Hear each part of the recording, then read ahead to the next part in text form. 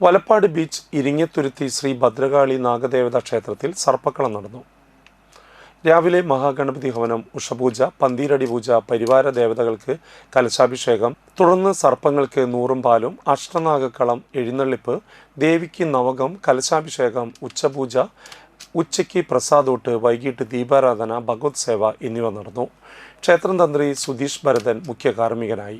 ക്ഷേത്രം ഭാരവാഹികൾ ചടങ്ങുകൾക്ക് നേതൃത്വം നൽകി. നിരവധി ഭക്തർ ചടങ്ങുകളിൽ പങ്കെടുത്തു. ജനുവരി 26 തീയതിയാണ് പ്രതിഷ്ഠാദിന മഹോത്സവം. രാവിലെ മഹാഗണപതി ഹവനം, ദേവിക്ക് എഴുന്നള്ളിപ്പ്, ഉച്ചയ്ക്ക് അന്നദാനം, വൈകിട്ട് ശീവേലി എഴുന്നള്ളിപ്പ്, ദീപാരാധന, പറയെടുപ്പ്, രാത്രി അത്താഴപൂജ, ഗുരുതർപ്പണം എന്നിവ നടക്കും.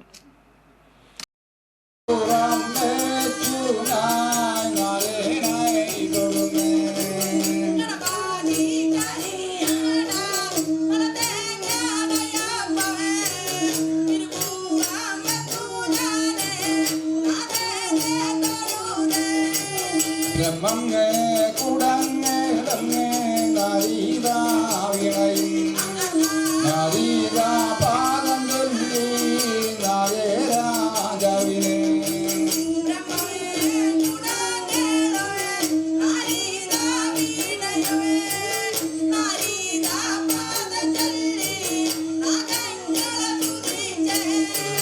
പരമശിവ